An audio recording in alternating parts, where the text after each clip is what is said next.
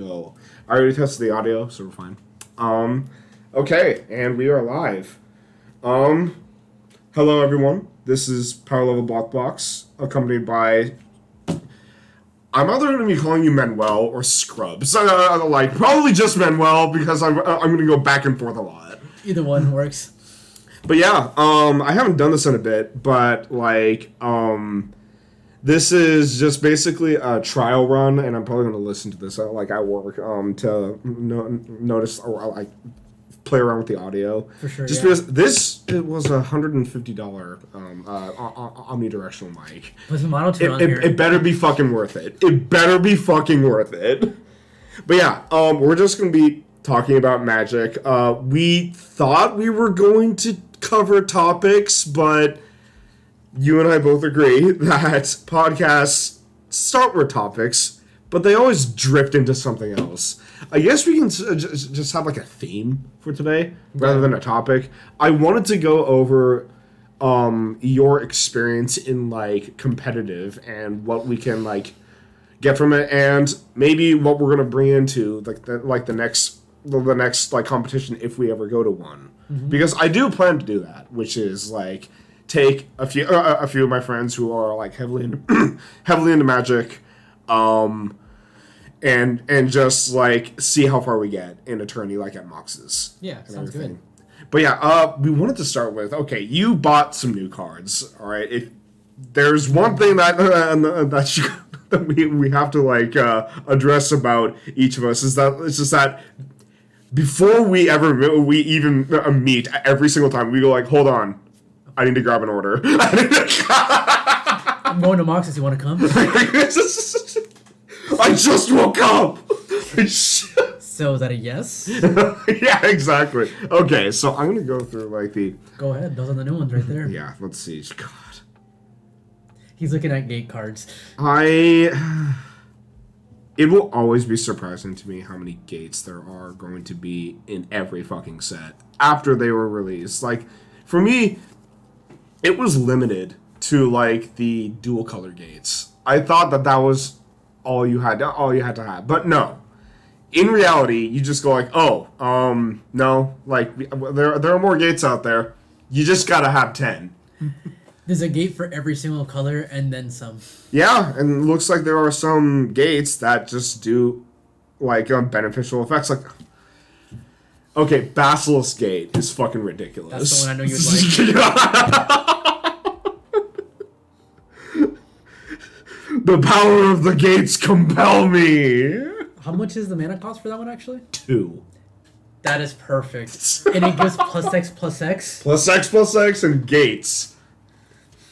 Into that one creature. So that can be abused with untap effects and everything. How many cards do you have in your hands right now? Because let's count off how many gate cards. 6, 7, 8.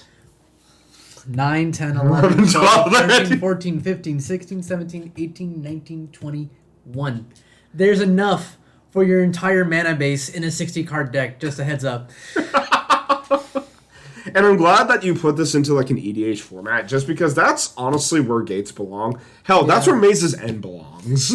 It's really just like playing Monopoly, that's the thing about it. Because you're not really playing Magic at that point. You're playing a little bit of everything.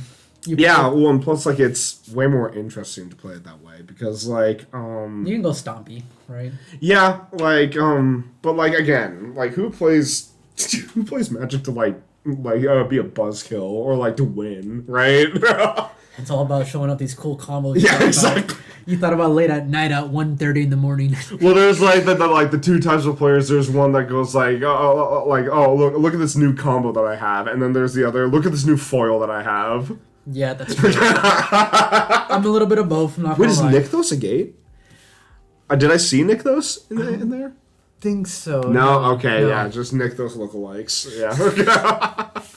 Just because whenever I see like that gold border, I go like, oh, Nykthos.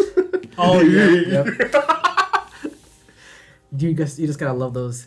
So I think honestly the best part about these gate cards has to be the fact that some of the new ones that I picked up, they don't come in tapped. And that was the biggest issue I had. Yeah, Like, honestly, They're slow. I mean, cough, cough, Amulet of Vigor. Oh, cough, cough. Fair enough. There's always a workaround for everything.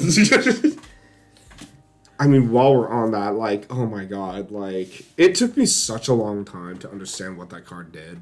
Which one? Amulet of Vigor. Like, I had to process what one sentence of information meant when it came to that card. Like, how, like, I looked at it and I was, like, talking to my friend about it, going, like, how the fuck is this meta? How is this, like, such an expensive card? What makes this so good?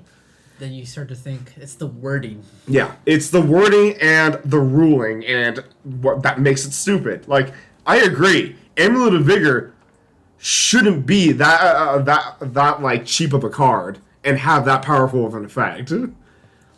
Personally, I question what, like, and that's for a question for another day. I question why or how the base or like how Wizards determines the ban list nowadays. Because, like, what, like, how do you decide it? Like, do you go like, oh, this card is broken and can be abused? Yeah, so can like cards like Waste Not and Smallpox. Yet you don't see those in play. A 1/1 can be abused, just to exactly. Like, okay, what about Parallel Eyes? What about Doubling Season? You see those all the time in Modern and Competitive and everything. But no, they're not banned. And yet, Amulet of Vigor is also illegal. But stuff like Sensei's Divining Top is allowed. Yes. No, it's banned actually. Oh, actually, wow. Yeah, because it allows you to literally one free scry. Yeah, no, you're right. Yeah, like I should clarify that it's not legal in competitive 60 card, but it is legal in Commander. Commander has a ban list of 40 cards. Yeah, I mean, Golos was like a huge like wave that everyone kind of took.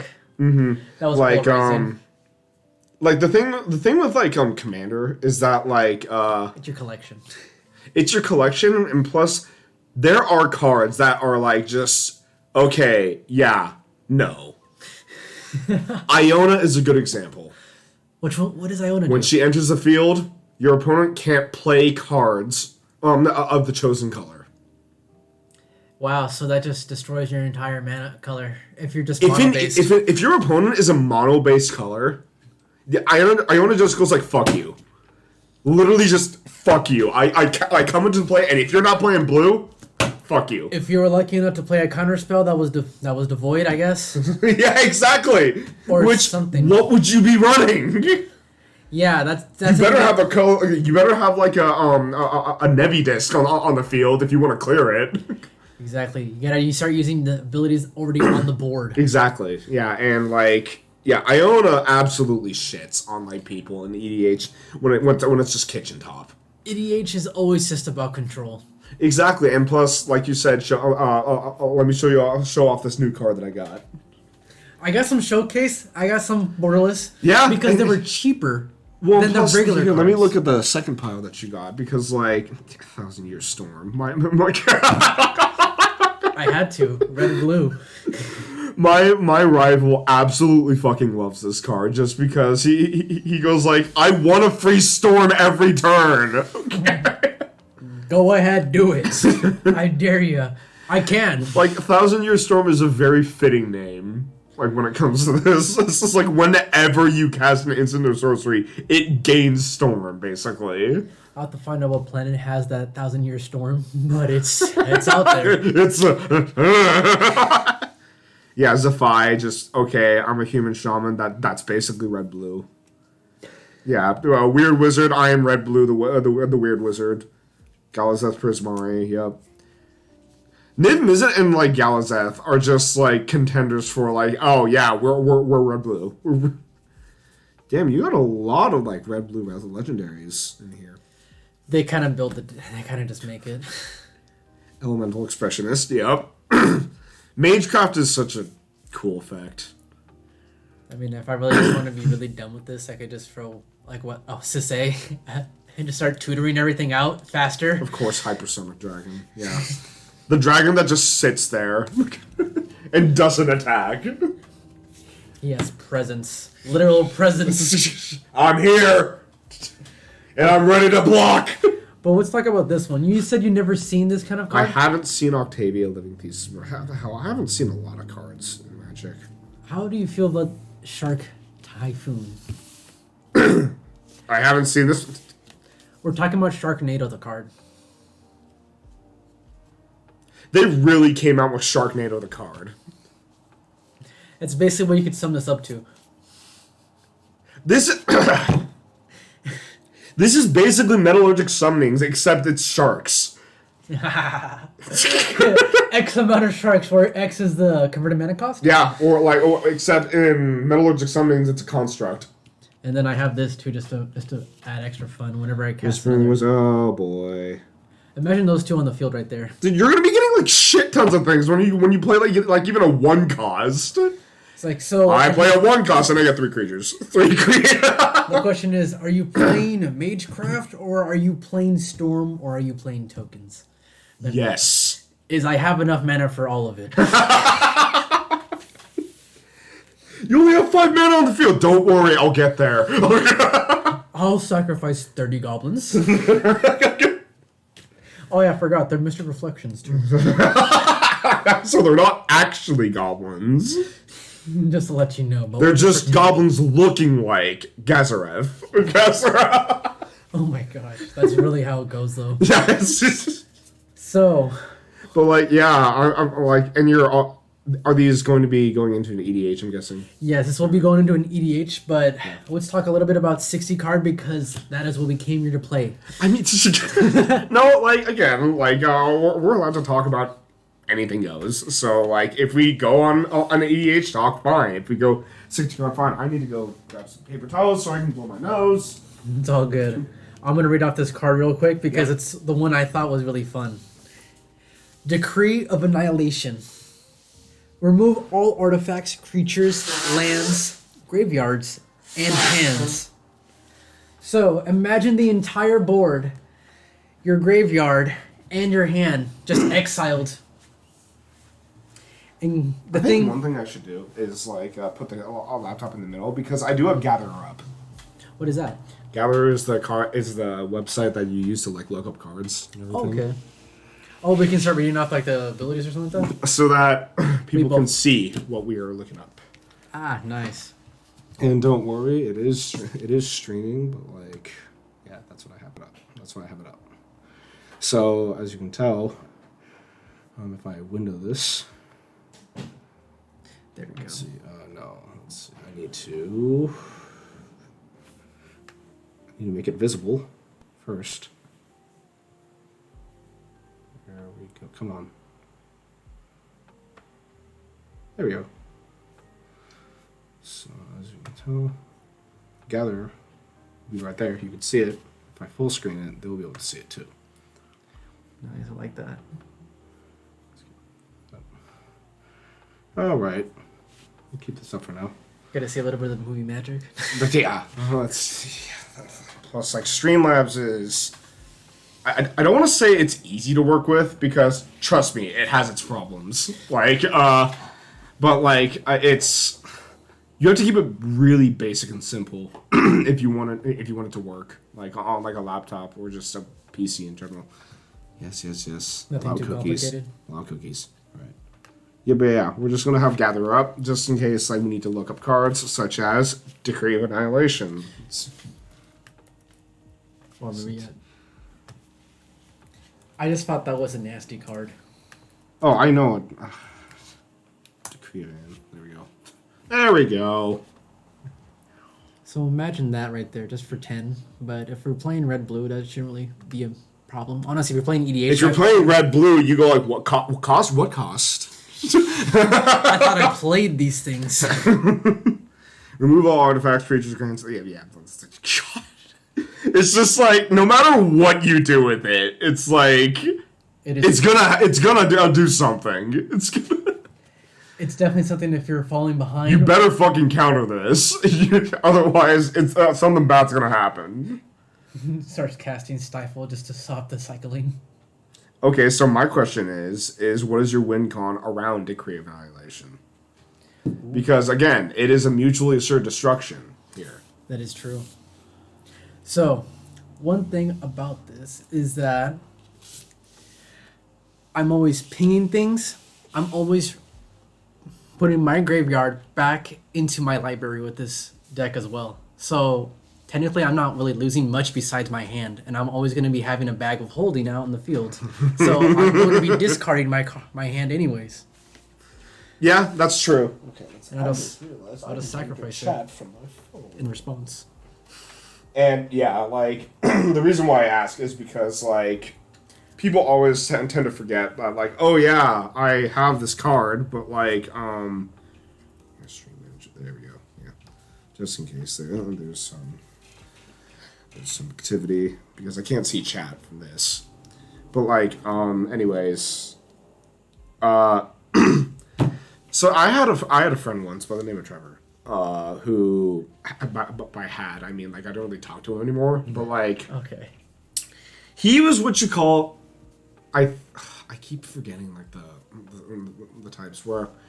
Well, I don't honestly think he had a type, honestly, on TBH. But the thing is that he was a guy that liked big cards, big spells, and like just really pretty and very heavy cost like cards that did really dangerous things. Like one of his favorite goddamn cards was like it was a Hydra, but like I think it was Genesis Hydra. Which one's that one? Genesis Hydra is the one that comes into play green XX, and when you cast it, oh shit, I need to. There we go. When you cast it for X, you may reveal the top like X cards of your library and cast them for free. Oh, okay, yep, I remember that card. So yeah, like this was one of his all-time favorite cards, and like it acted like what a Hydra did and everything. Well, the thing that Trevor always forgot about was that if you want to get a big thing for free on the field, you're gonna have to pay big things for X. That's true. All right. Now, case in point with like the Decree of Annihilation and everything, I've seen Decree of Annihilation played in an EDH. With no follow-up plan. He goes like, okay, great. I played Decree of Annihilation. We all lose. Oh, wait, I forgot. All 35 lands I had were on the field. It's like, when you have a card like that, just have an idea of how to win off of it. That's why I'm glad it has cycling, so at least I can choose just to destroy the lands. Exactly, yeah, for cheaper. Yeah. It's a nice little option in case you don't want to mutually assure destruction. Because, yeah, mutually assured destruction, although fun, but... It can be the sore loser. And it is kind of fun, though. Whenever a moment like happens like that, I always picture, like, that's that one ending scene from Finding Nemo, or like the post-credit scene, where they're all in little bags and they've like escaped into the ocean and they go like, oh yeah, great, yeah, quiet, and then the pufferfish just goes like, now what? Because they're all stuck in bags. I'm not sure. Yeah, so that's like one thing to like, I guess, you're playing red blue, so you're going to be used to playing free stuff all the time. The question is, should you at every single point? always consider that. That's the one problem I had when I first started playing Magic the Gathering in general, I feel like, was biding your time, playing your hand right. And sometimes you'll never know what the right call is. Oh yeah. Until after it happened.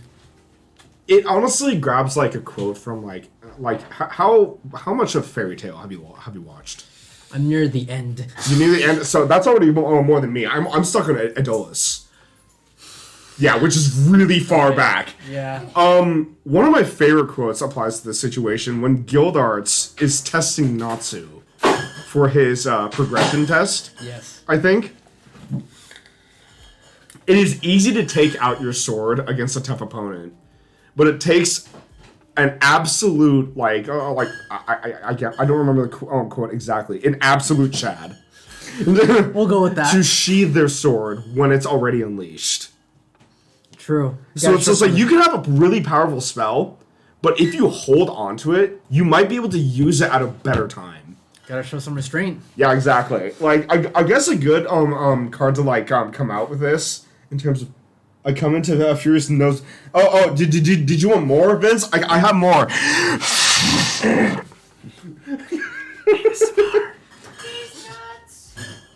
But like one of my favorite cards to talk about when it comes to showing restraint when to use it is Primal Surge. I was gonna say Genesis Wave.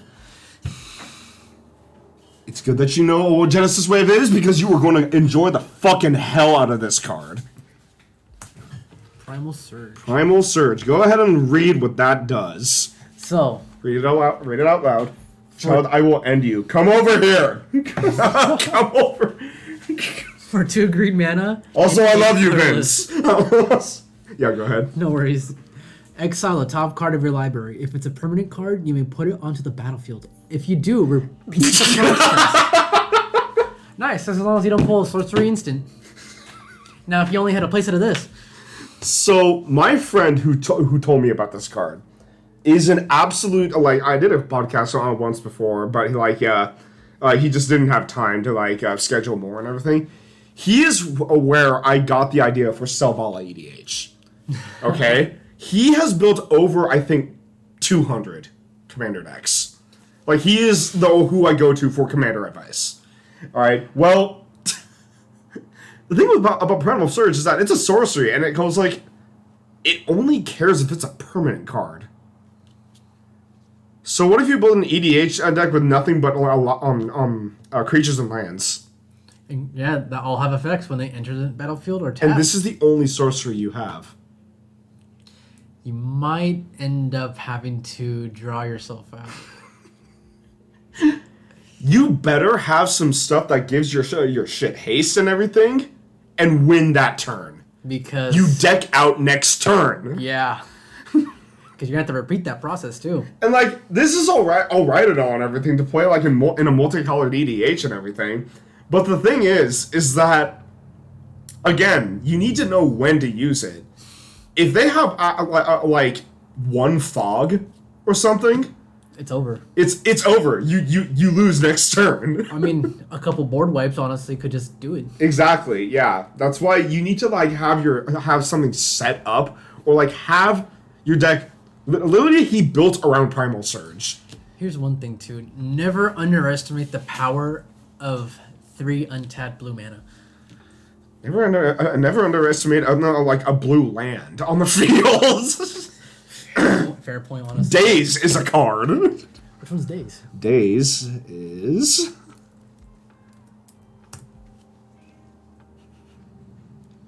Oh my god. Of course we get like the Ammon kit. Really? Okay. Well, that. Oh, there we go. Okay. Yeah, let's see. We have the wording. Sorry for like the. Hey Dan, did you know it's September?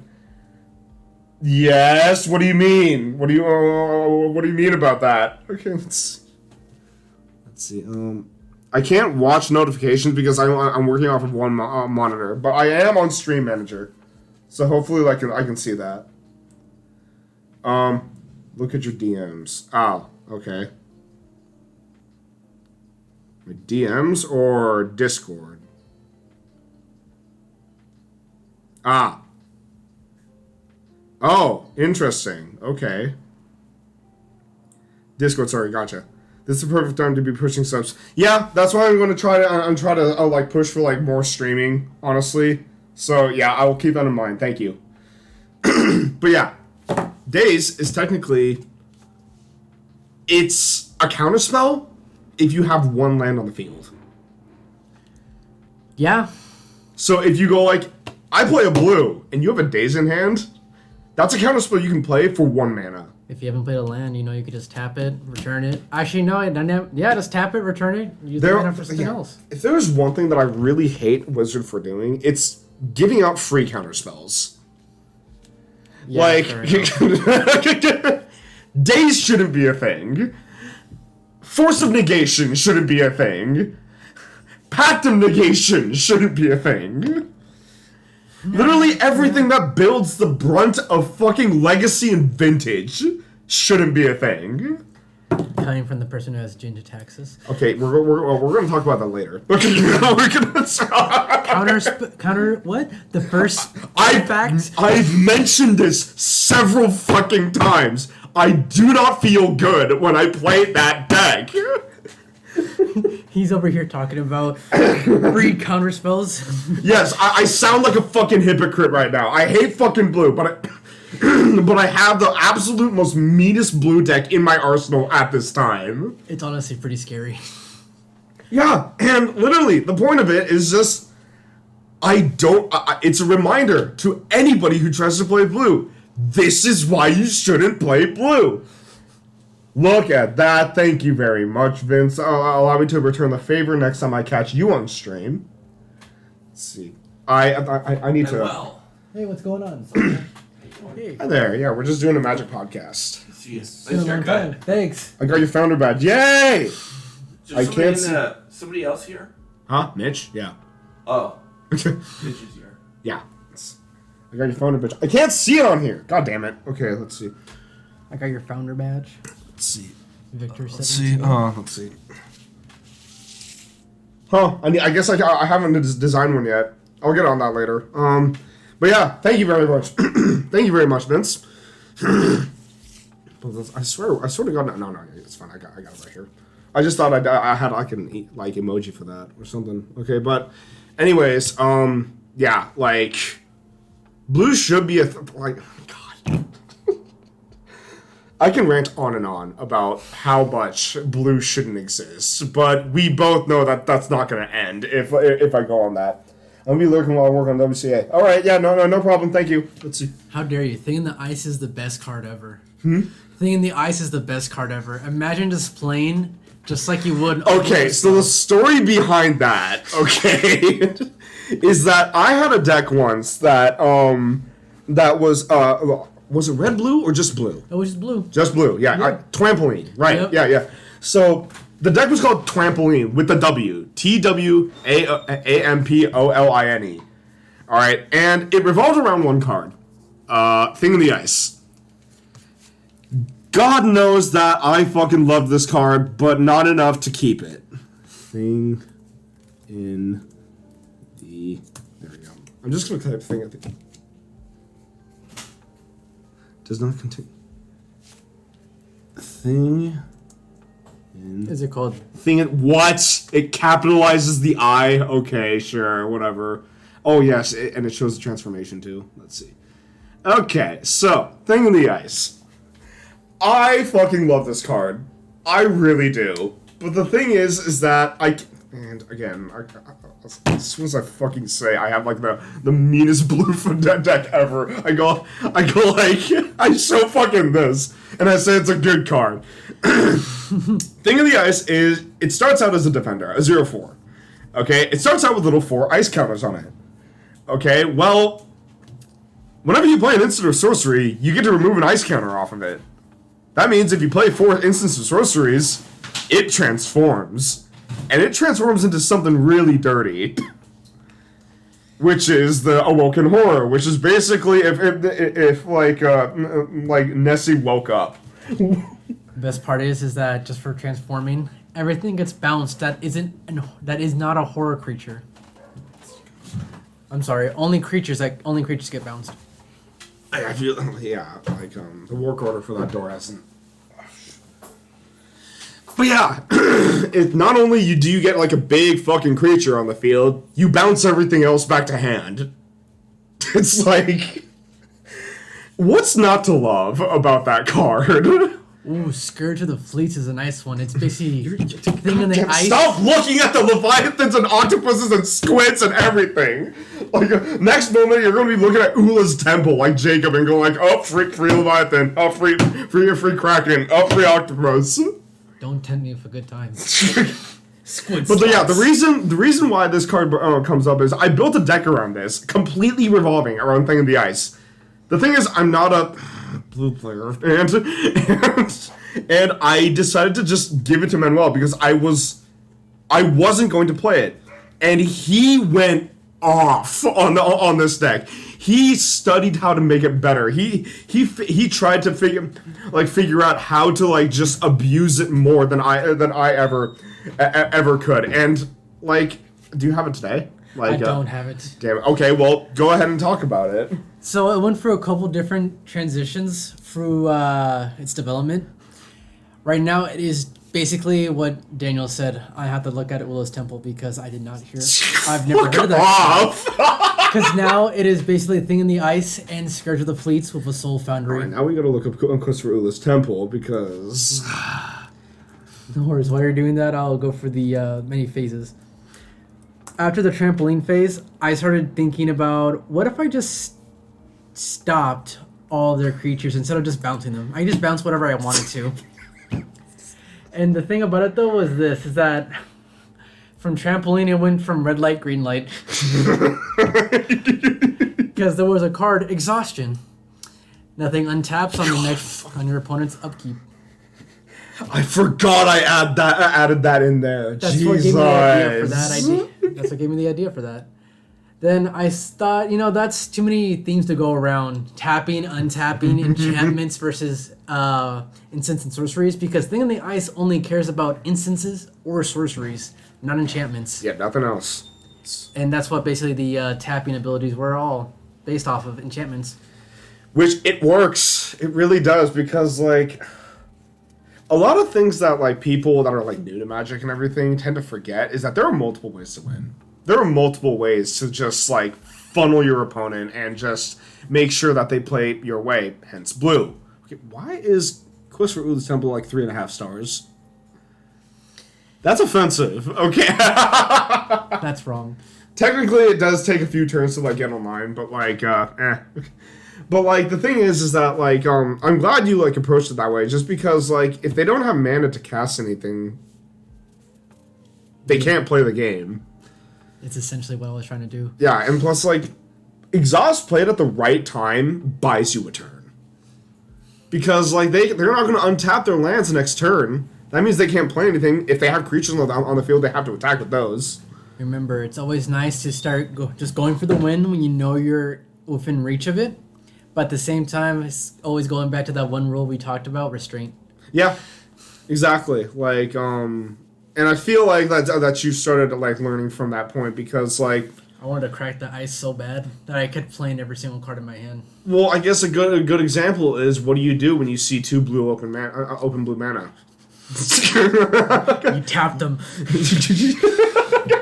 Well, like, if you're on the opposite end of that. Oh yeah, you don't play anything. Yeah, exactly. You didn't like. You wouldn't have like. Frankly, this is like talking about growth here. Okay, like back then, you would have like. You would have like played something in a heartbeat. Now you actually watch out for things. Yeah, I remember I used to counterspell everything, and now I just wait. Yeah, I thought you were a red-blue lover, for Christ's sake. Like red and blue. Like if you have red mana, blue mana, it's like other players. Damn, this is just 2 mana. Manuel looks at it. I can make this work. He said, "Where's Skirk Prospector?" I have other ways. But yeah, like that goes into like I guess one thing that I guess people going into competitive like should look out for is don't expect like competitive games to like go your way. Your way / go fast if either side has enough interruption and removal to deal with the other. Like you'd be surprised like hell like when you brought your budget 8 rack against my 8 rack. That was so much fun. Literally nothing got anywhere besides us both watching each other, like our life totals go down. We were both asking each other, "Are you gonna play a card?" Huh? Yeah, it's like, oh, you're gonna play a card? Too late, I discarded it from you. He said in response, "I play a card. Thank you." Yeah. Wait, what? Fun fact, so now that you've dabbled a little bit in the rack, what do you think the absolute most lovable thing that like an 8 rack player can witness from the other side? 2 words. I mulligan. Oh, yes. Because in the world of competitive, there are no freebie mulligans. Nope, that's just a house rule. Yes, exactly. So to anybody who's listening, when it comes to competitive, like, okay, first off, the house rule, all right? When you're playing casual, when you're playing like Manuel and I, just on the table, testing out decks, when you don't like your hand, you can go down. You can like reshuffle and draw 7 new cards. All right. However, if you don't like get the hand you want and you want to mulligan again, you go down by 1 card, which is going down to 6.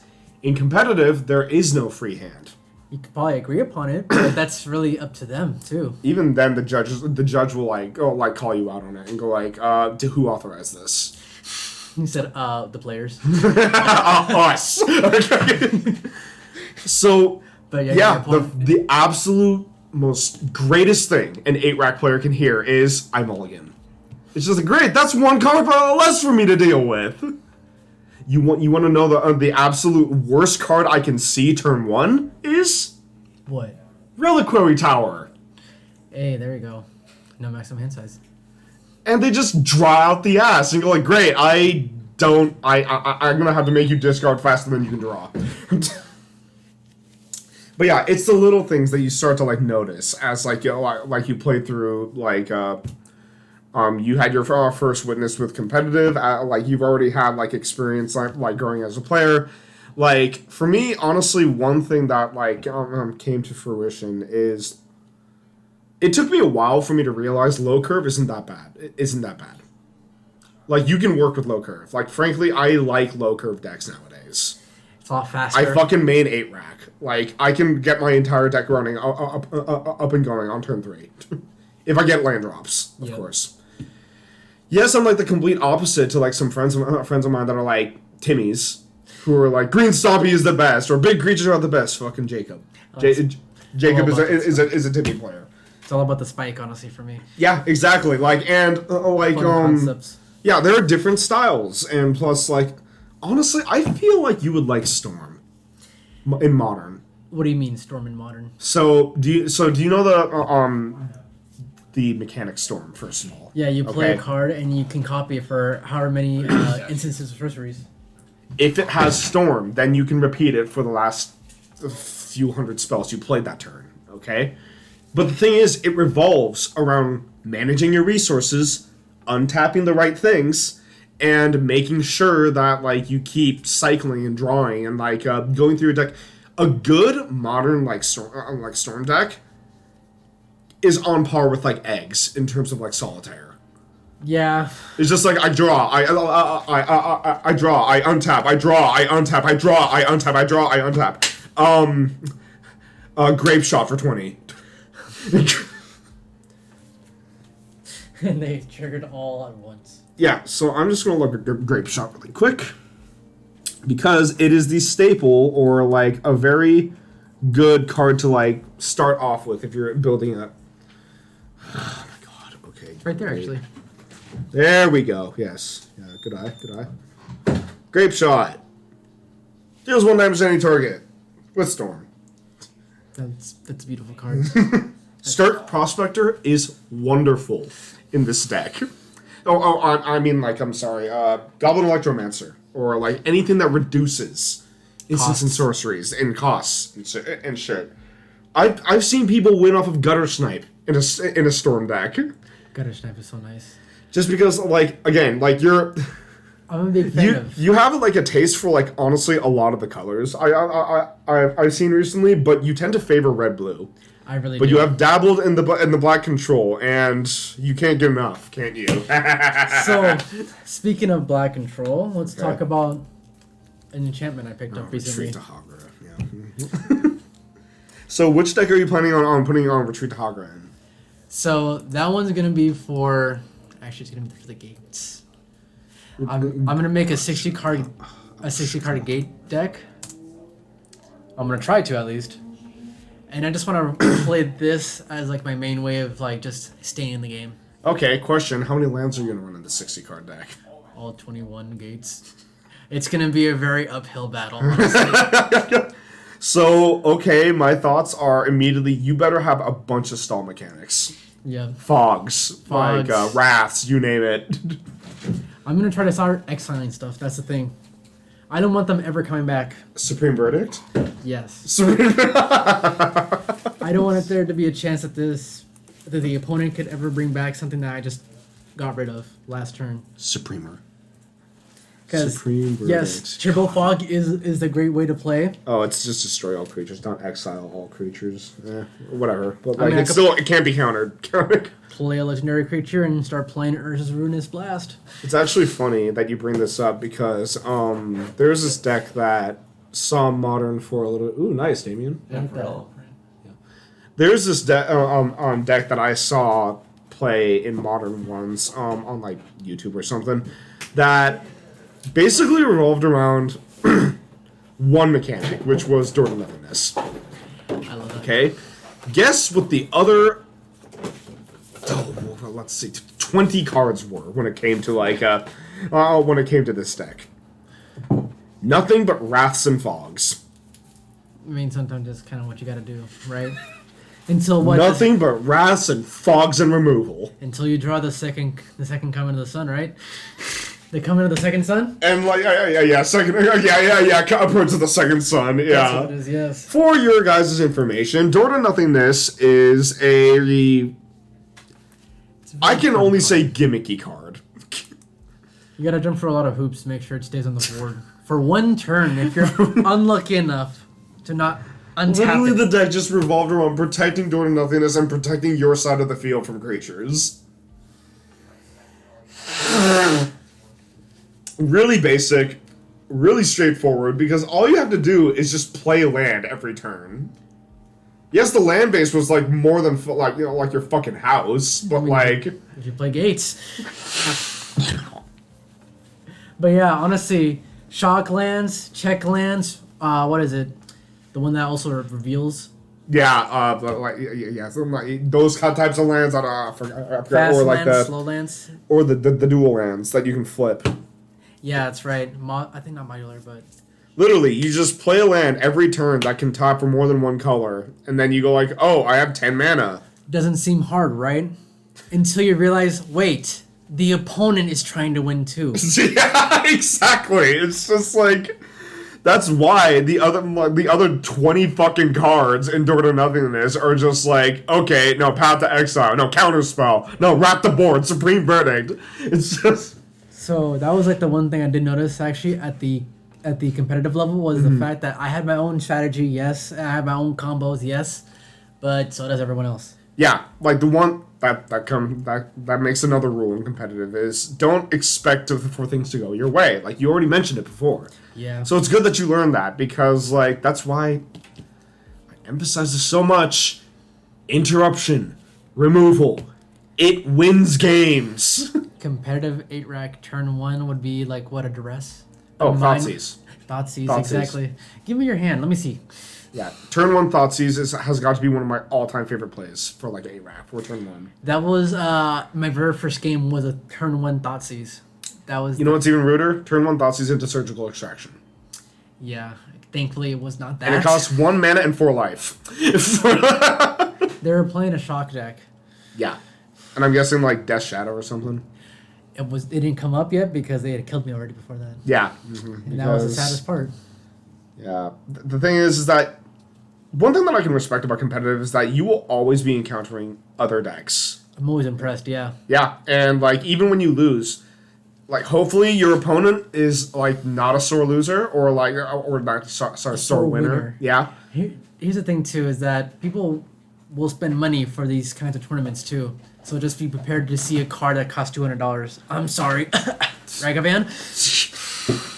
Let me dash. Sorry, I just facepalmed. Ragavan should not have been created. I'm sorry. Ragavan should not have been a card. I'm glad I can talk about Ragavan and that you know about him. Fucking nimble. Goddamn spider monkey. I would be okay if it didn't have dash. Honestly, dash is what makes it the best. Dash is what makes it a $50 fucking card. Yeah. $200 fucking dollars. Like, sorry, $200. Just for, the whole playset. What people like to do with Ragavon is they like to combine him with stuff like A Loxodon Hammer or Frying Blade?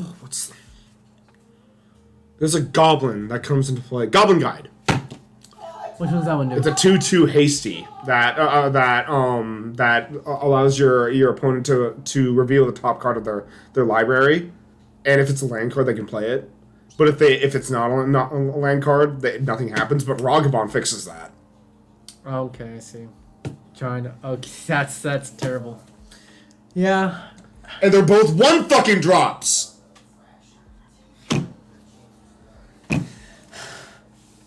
So another thing that came up when I was talking to my friend the other day was this discussion actually went on for a long time. Is Magic play to win? I'm sorry, pay to win. It's a loaded question if you think about it. Essentially, you're asking, is everything just going to be a power creep? Exactly. Is the new set always going to beat out the last set? Yeah, several points came up, honestly, because for starters, okay, you're gonna say that Magic is a power creep. Okay. Go a few years back when Jace the Mind Sculptor was released. Are you really going to tell me that the Adventures in the Forgotten Realm set was actually stronger than the Eldritch Moon set? Than the Rise of Eldrazi's? Yeah, it's you're really going to tell me that the new mechanics that came out in the most recent sets are going to beat stuff like Uro. Yeah. My response to him saying oh yeah, it's every set is stronger than the last was okay. Take a look at the ban list. Hell, Uro. Where are the ban cards? They're all the way from the very beginnings. If the ban list was if there was a power creep in Magic, that ban list would be constantly changing. It would always be updating with every new set, and some cards do go on a ban list. Yeah, some cards. Yeah, some cards. Yeah, the cards specifically that break the game. But you don't see an entire whole dozens of cards from an entire set just being added constantly. Yeah, and then the next set would probably remove them. Exactly, because they're not broken anymore. I'm pretty sure Counterspell was rotated out and then rotated back in because they reprinted it. Yeah, because that was I cheered and I fucking banged my head against the wall the day they announced that. It's a staple card, honestly. Yeah, they couldn't get rid of it, and the blue players everywhere just were "You're gonna stick us a Mana Leak." Yeah, that's the thing. Mana Leak on turn 3 doesn't really matter. Yeah, or against a green deck. Yeah, that's the thing. If there's any kind of ramp, it doesn't matter. Pay 3 mana, the green player just stares at you, taps 3. Taps 3 of their 10. Yeah, exactly. Just looks away. It's anyway. So that was fun. But yeah, another thing that brought up is Magic pay to win is the thing is, I couldn't bring up skill as a valid argument. No, because sometimes you just get some dumb luck. Jund. Which one is Jund? Jund is I have pricier cards than you. My deck is worth more than your car. Really? I play things like Ren and 6. I play Ragavon. I play the Cradle. I play Gaia's Cradle. Literally, in that case, Jund is the leading argument if Magic is pay to win. Carside BMW, Magic the Gathering has Jund. It's a status symbol. If you're not with it, get with it. Yeah, exactly. This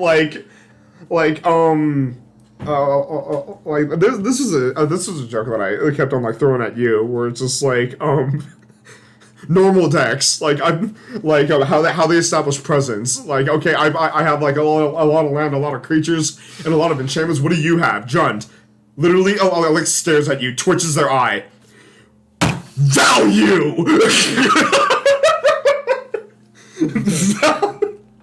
What do you have? Ren and 6! Unlimited resources. I have a $60 card on the field. It's worth more than your field combined. It's like, Commander. in that case, it's like, okay, yeah, sure. Magic is play to win because you literally spent an arm and a leg to build your deck. Actually, you know what? I think Standard is pay to win. Yes. If anything, Standard That is definitely a leading argument for pay to win too, because you need to constantly be up to date with the newest set. And guess what? The newest sets are going to be in high demand for a Standard deck. Yes, yeah, and they're always going to have like some new mechanic that you can abuse, some new legendary that has like a really like stupid busted ass abilities. Like I've been watching some like standard matches recently. People are using the crap out of Sheldred. Yeah, that's right. You were telling me that Yeah. you really like. You're really. It's a excited basic about it. effect. It's a basic effect, and all it does is help you. All it does is just go like, oh yeah, yeah, you're drawing cards. Yeah, no, you lose life. If I draw cards, I gain life though. So let me just. Fanatic and Mogus and just deals damage you. Because we needed a red Gary. Okay. Right. Okay, the card that he just showed me was Fanatic and Mogus. Beautiful Minotaurs. So, funny story about Minotaurs. Jacob, my previous roommate, he now lives like 2 minutes away from, like, still in Redmond. But the thing is that when Jacob was still getting into the game, all right, he was like looking at like different tribals that had synergy and everything. And he goes like, "Hey Daniel, what do you think is like the worst race or like worst tribal in all of Magic?" I go like, "That's a hard question." I would say Minotaurs or Orcs. Oh, wasn't there? Yeah, Minotaurs. Or Cyclopses are also a big runner-up. Cyclopses. How do you feel about rhinos? Like any of the animal archetypes. I'll get to that later. I'll just say there was a time where I lost against rhinos. Jacob then followed up with, "Do you think I can build a Minotaur deck for $10? I go like, "It probably won't be good, but sure." That's actually a good question. What is the lowest entry point for a deck? What? It could really be. You can make a deck for $5. That's what I was thinking. Really, $5 is sometimes all you need. Hello, my name is Popper. I will be your guide today. Fair point. Because sometimes we forget about the formats we don't play. Exactly, yeah. And, okay, to be fair, first of all, I have nothing against Popper. It's fun. It's cheap, okay? I like not having to spend like $400 on a deck sometimes. But it takes some real ingenuity, though. You have to go through hordes of commons in order to make a good Popper deck. Look for your bulk like 5 times kind of thing. Yeah, exactly. And think of how they're going to fit together. But, like, anyways, yeah, he made a Popper Minotaur deck. Well, how did it go? He holds on to it to this day as proof that he made a $10 deck. I mean, it's nice. It's nice though. Yeah, it's nice to have. He has a functional Popper deck and everything. The deck is shit, but he doesn't care. So, like, but yeah, like, again, yeah, Minotaurs, they're fun, okay? But at the same time, don't make him tribal. That's actually one thing I want to bring up, though. Even though it wasn't a very viable deck, it was still something that he liked. Yeah, exactly. And he made it out of pure fun. And that's, like, how deck making should be, right? Like, at the very heart of it, honestly, it should be about having fun versus having to win. Unless you're playing competitive. That's a different story, too. Oh my god, yeah. And Competitive is always about attrition, crushing, domination, and control. Helicopter noises. Okay, the thing is that you keep hating on yourself when it comes to like, oh yeah, it was such a bad experience. Again, it was a learning experience. It really was, though. Yeah. You now know what to look out for. You now know what to go like, oh, I shouldn't do this at this time. Or I should do this because it's probably going to be taken away later. When I saw Thoughtseize, I already knew another one's going to come through. I might as well play the 1-drops I had. Dude, like, probably two of them, like a few of the most powerful plays in like Magic history is turn one Guy's Cradle, and like because Guy's Cradle and then like three or four Mem Knights or like the 0 drops. Boom! You have like 4 green mana. Turn one. Never underestimate a 0 drop Mem Knight. Because what if they're playing Middlecraft? It's one of my favorite goddamn cards. like who can't appreciate that? What if someone has a Middlecraft deck? Imagine that. Artifacts, honestly, are the staple of Modern right now. Honestly, not gonna lie. Yeah, I feel like Affinity, straight up. It wins the game sometimes. Hell, Mycosynth Golem is like that's the case in point. Yeah, like. I've wanted to build a Mycosynth Golem like decks for so long now, like it's not even funny. Just because when he comes down, you play your fucking deck. Because at that point, everything has affinity, and if you have enough artifacts to play this person, if you're playing colors in an artifact deck, you're not playing affinity. You're not. Where are your Urza lands? Where are your Urza lands? Where are your Mycosynth Golems? Where are your Chalice of the Voids? Where are the mana rocks that don't do anything besides deal damage? But yeah, like, competitive is just a different game in general. Like, I will straight up tell you, the first time I went into a tournament, I took in budget 8 rack. I didn't have the Lilies. I didn't have the Ensnaring Bridges. I didn't have, like, Bontus. It was not the, like, $1,200 deck it was. Mm-hmm. Okay? It's a powerhouse now, just to give everyone a good, just... It's a stable deck. Like, I can't say, like, it's like, oh, yeah, I'm unstoppable with it. Like, but... It's a deck I always ask to play against him, because I know it's the one that will always... Yeah, which, by the way, kudos. All right? Like, I guess if I'm going to, like, quote a line, you got some balls, kid. Jacob doesn't even, like, bring up 8-Rack's name. It is the boogeyman in my play group. And this motherfucker in front of me goes like, I want to play against it because I want to figure out how to become better. You know what? Fucking respect. All right, I like this kid. It inspired me to make my own Son of the 8-Rack. Son of the 8-Rack, which I had to brag to other people at work. It's just like, dude, this guy went up against my fucking baller of a deck and decided to make a Generation 2 of it. Like, I cannot be more proud. It was the Young Justice League. the YJL, yes. But yeah, like, you have to, yeah, you agree that competitive is a different game, and I guess back to the OG point of what is casual. Well, yeah, what is casual is a completely different like conversation, but like, is Magic pay to win when it comes to like competitive or casual? Like, I guess the answer my response came to it depends on what you're playing. Mm-hmm. It really does. Like, if you want to not play to win, play Pauper. Yeah. All right, it's always up to you. If you're like dedicated to win and everything, I'm sorry, you're gonna have to look at like vintage / legacy stuff, and if you want to like win every game. There's times where I just go and say I have to bite the bullet and probably have to spend $20 for, I don't know, a good card. Yeah, honestly. Sometimes like that one mythic changes like how your deck feels. Honestly, I was the kind of person who, when I first started, I looked at $7 cards and I thought, ouch.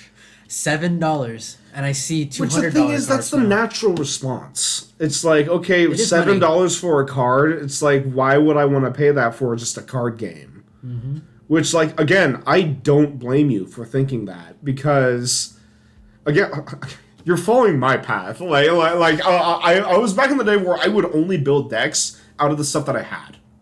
Yep, that's how I was at the very beginning because I have all this bulk already. Why can't I do anything with it? It's because I'm not going to spend the money for a playset for some reason. Why not? Exactly. Like, and then the thing is, that's what they get you. They go like, you start going like, I'll see what they have for the 25 cents. Right. That's where that's when it's over at that point. And then you go like, okay, $10 for a deck isn't that bad. Maybe I can bump it up to 15. Honestly, it went from 15 to 50 pretty quick. Yeah, exactly. It's just like, dude, budgeting yourself for a Magic deck sort of becomes a joke when you start to try and build what you want. And that's the thing too, is that sometimes it really depends on the person too. Yeah, exactly. Like if you're like Manuel and I, you go like, we have an idea.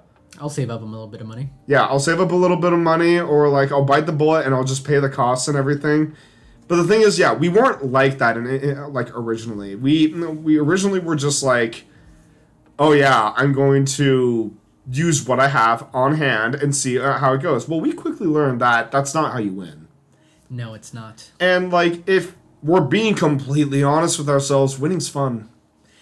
Yeah. I mean, the sense of the satisfaction because you accomplished it. Yeah. It really is nice. Like your idea came full circle. My friend Joshua Francis, like God bless his soul, he was like one of the 2 people that brought me into Magic. He was the one that actually like powered me through into like the deck making process. Yeah. So like I guess that gave me that kick in the pants that I needed. Like put me straight into overdrive.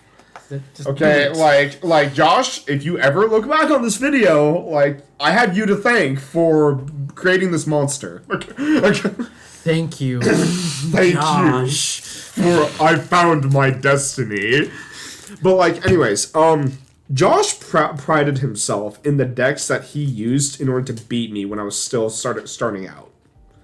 Okay, which like not gonna lie, it's a natural reaction. It's a natural reaction. Like it's fun to win. But then I started like actually doing my homework and like looking up cards and everything. Well, it's like the story of like, oh, you start to you're losing a lot, but then you start to win a little bit more, a little bit more, a little bit more.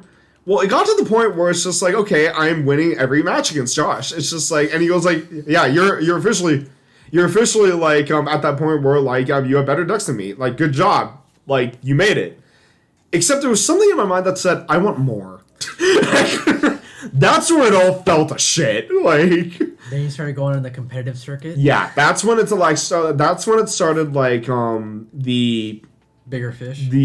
I built Budget 8 Rack. And I have Anton to thank. Anton's my Magic rival that lives in California. To thank for introducing me to the concept of 8 Rack. He went like, yeah, here's your soulmate. There, go have fun. The card that I originally put into Budget 8 Rack, which this card isn't really budget at all, was this guy, and I think I've talked about him a little bit.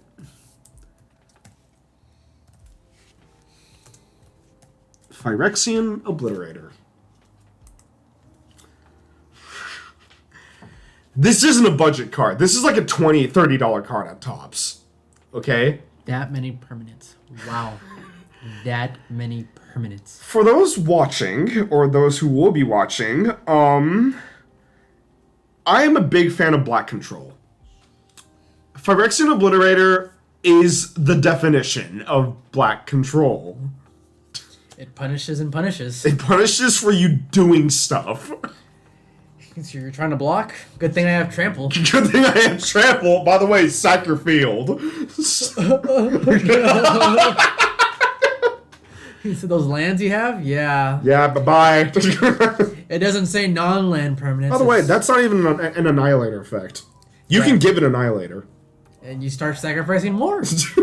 Give it an ingest. Yeah, it's just, yes.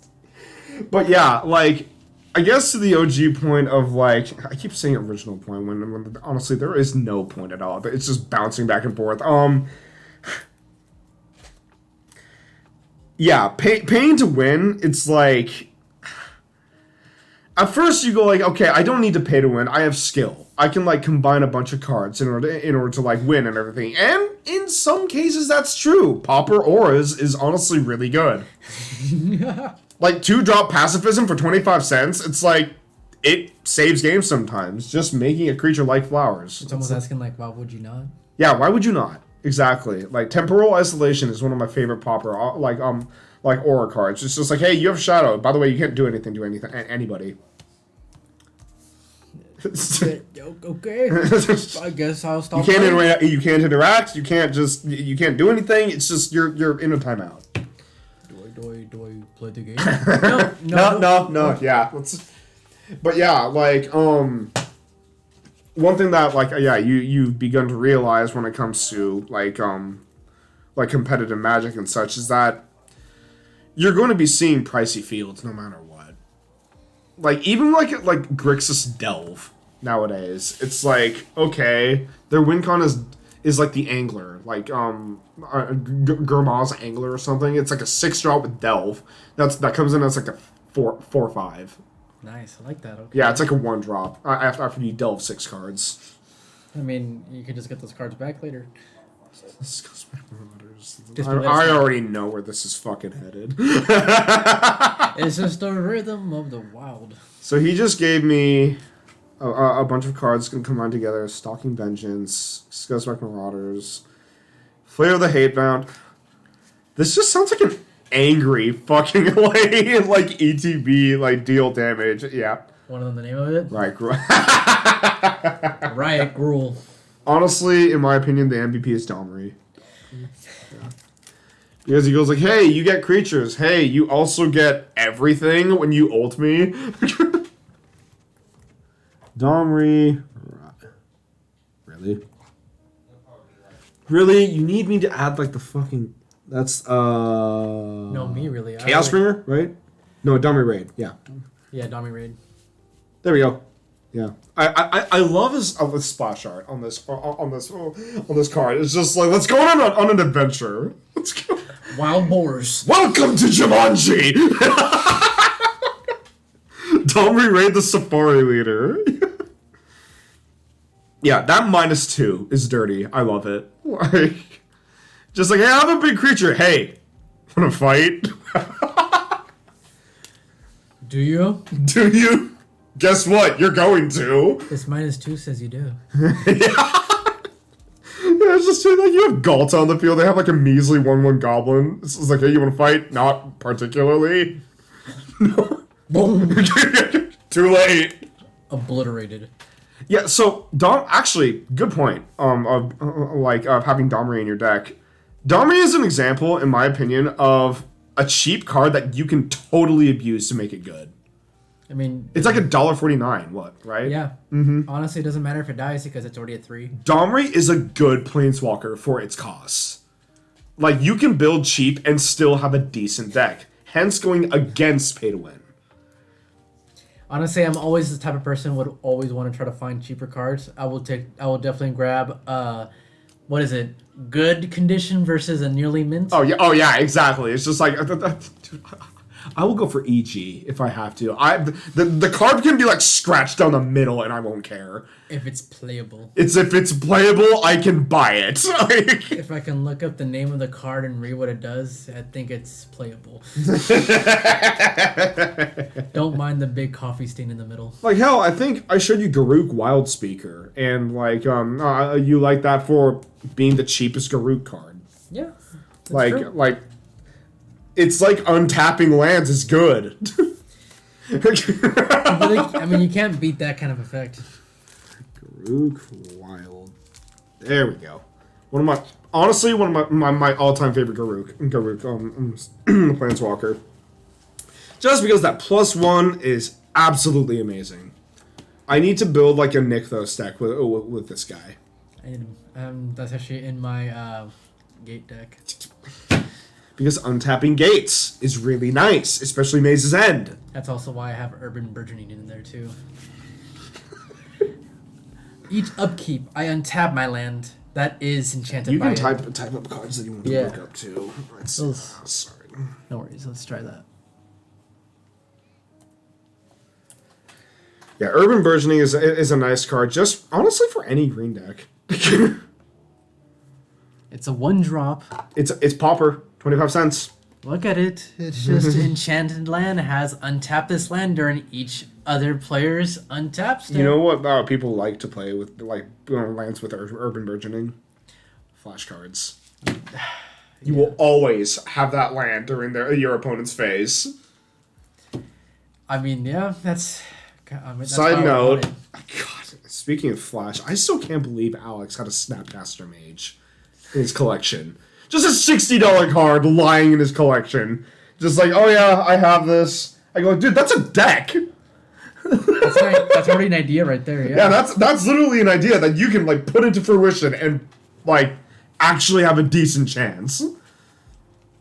Like, sorry, when I like go through like a collection and everything, and I like see a valuable card that's like fucking Sisay, that will always be my story for like valuable cards. And then the day after, it changes in price.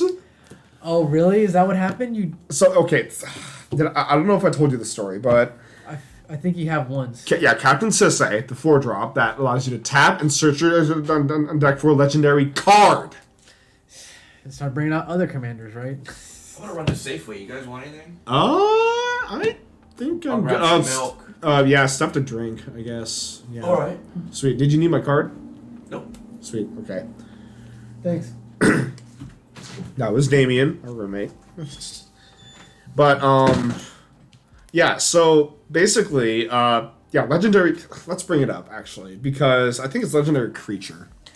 Yes, that's the thing. Has to be a legendary permanent. Captain Quinn. Captain's legendary card. God. Okay. There we go. So, the funny thing about this card is that, yeah, the wording's really nifty. Back then, before Captain Sisay, like, before a certain ruling change happened, and they started printing out Planeswalkers differently, alright, back then, Planeswalkers weren't considered legendary. Nice. So you can just bring out legendary. You couldn't search for Planeswalkers when it said, look for a target legendary. Really? Because Gideon, Planeswalkers followed their own ruling back then. They went like, they're their own thing. They're like, you need to search for a Planeswalker card in order to actually find one. Yeah. All right, there were cards that said search your library for a Planeswalker card or something, or like reveal until you get a Planeswalker card. It was nice and dandy until by the way, back then Captain Sisay was $20. I thought it was decent. It was decent, and I'm like, okay, I pulled this. I pulled this in my collection. I'm gonna sell it. All right, I sold it with a bunch of other mythics and rares that I found in my collection and everything. Yeah, sorry, what? I was gonna ask, when you first got this card, did you really think anything of it? Not really. Like, it didn't fit into any of my playstyles. Like, I didn't, and plus, like, I found it was $20. It was during that time where I wasn't going to pay like $80 for like a playset. Fair enough. Okay, which was like, okay, fair, all right, yeah. And nowadays I pay like $150 for like a casual deck or something. But like, Dubscape? God. But anyways, yeah, so I sold Sisay with a bunch of mythics and rares and went like, okay, I made some decent cash out of it, like $100 or so. Yeah. Spent it, got a deck, and went home. Literally the day after, Wizards came out with a ruling change. Planeswalkers are now legendary cards. Yay, and the entire fandom rejoiced. While the other... Everybody who had a Sisay, everybody and their mother who had a Captain Sisay, literally rejoice as Sisay skyrocketed to $45. Imagine the friend you had drafted this set. I was so fucking livid after that. I missed out on a $25 spike because of a day. Sometimes it's all it takes. Is that God. The thing about it too is you gotta remember this. There are many different kinds of people who get Magic cards. People who like to play, people who like to collect. Now the collectors. Very big difference, by the way. Yeah. Yeah. Collectors will say, yeah, this card is actually a misprint. That's why I got it. The thing is, collectors will be the ones that will make the big bucks in the end. Yeah. They will always be beat competitors or like world-class level players. Because they will always have that one single alternate art that is worth more than your entire collection combined. He said, oh, even your bulk combined with that. Yeah, it's just like, sell your entire collection. Yeah. Congratulations. You make the cost of one of my cards. I have a whole playset. Yeah, collectors are going to be the ones that retire in the end. They're the ones that have 8 Ragavan's for a reason. All different arts. Yeah. All different. all like one foil, one non-foil, one holographic. Yes, Yeah. like. But yeah, continue. Let's see. But no, I was gonna say, just thinking about cards like this, it makes you really wonder, like, what are you getting into Magic for? Exactly. Like, and plus the thing is, the answer should be one. Answer is I'm playing to have fun. Yeah. Like that should be the all-time answer and everything. Because like that's what card games are for. Like not to sound like fucking cliche or something, but like yeah, you're playing to have fun in the beginning always. Okay? You don't go into Magic or a card game or for that matter going like I'm going to play competitively right off the bat. Yeah, you're not expecting like to win your first game. It's gonna be fun as hell to win your first game, but it's not gonna happen. Well, and plus it also matters who you're getting into the game with. Of course, you're going to be playing like with a person that probably is teaching you. Maybe your friend, Yeah, coworker. It completely Acquaintance. depends on your first experience, in my opinion. Like that's why I really feel bad for Tim when it comes to like his first experience. He got milled out. Jeez, imagine not being able to play. For everybody's information, milling is honestly an underhanded tactic alongside Infect, but more on that later.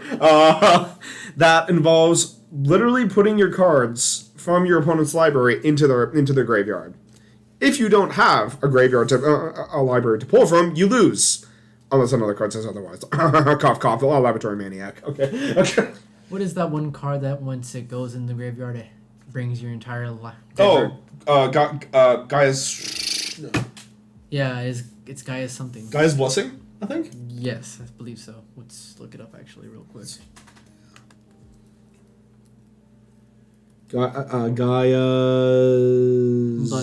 Gaia's Blessing, yeah, do that.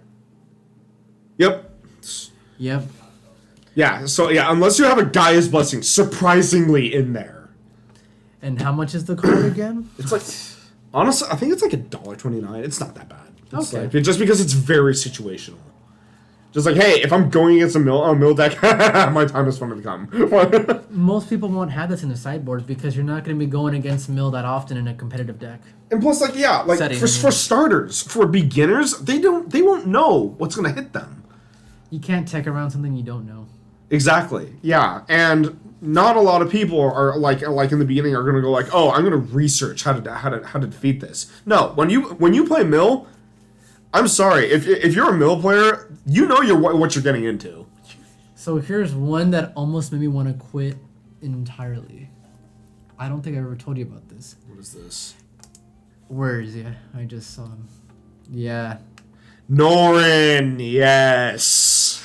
Imagine this as a commander. And Didn't Daniel B? Yes. Yeah. Mhm. Because this is red control. It is the most brutal, disgusting thing I ever saw. Imagine You play the exiling. EDH style, right? Yep. It was exiling the top of your card. Everyone else can play that, but then they start exiling their cards too. So Yeah, you, it's you share all the wealth, and the thing is that I'm not saying that this is an unbeatable card because it's not an unbeatable card. no. Honestly, it's one of the cheapest legendaries out there. If Like, you play a Planeswalker, it'll bounce for sure, but next turn you'll get it. it's funny what qualifies this as a spell. It's funny, honestly. Like, but yeah, no, like that. I feel you. Like, really brutally built Norn decks are like not fun to go against. Because then Hell, you- red control. I have to agree with you 100%. It's rude to go against. Like, frankly, I want to fucking build one now. Red control. Just because Blood Moon is too good to pass up. But like, no, I completely understand when it comes to that. Like, just, and this was back when like you were still trying to like put Learn. together decks and everything. Yeah. Just in general, yeah. This is when I was looking for my bulk to see what was like good. the thing is that to any veteran Magic players out there that are trying to get other people into Magic, don't bring them in because you want to win against them. Bring them in because you actually want to teach them something. One of my favorite things to do is letting a beginner win with the cards that they have in hand. Intentionally using a weaker deck so that they can feel what it's like to have a successful field, a successful play. Because again, winning feels good. It really does. Ask any card player, like Pokemon, Yu-Gi-Oh, Flesh and Blood, Magic.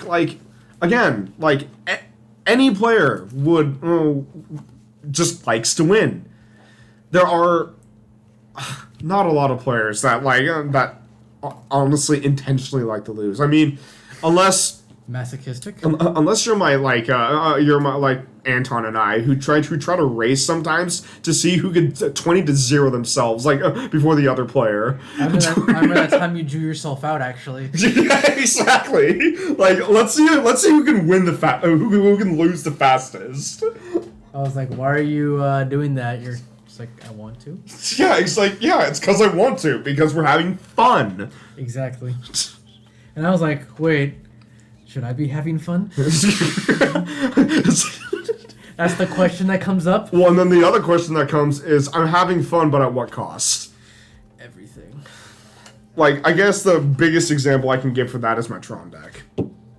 Yeah, that actually is everything. Yeah, it's I think you were there when I pulled out all the stops at Mox's when Daniel B and Jennifer and Matt were there to we were all playing multiplayer 60 card, yeah. And I finally just teams of threes and yeah, I finally just went you know what, fine, we're not gonna have fun. So we were all saying we're gonna play casual that night, and then what happened was me and Daniel this is actually right when Adventures in the Forgotten Realm actually had to come out. Yeah, you were testing out your Enter the Dungeon deck, and you had just made yours, right? Yes, night? Exactly. And I wanted to test it out in a fun casual format.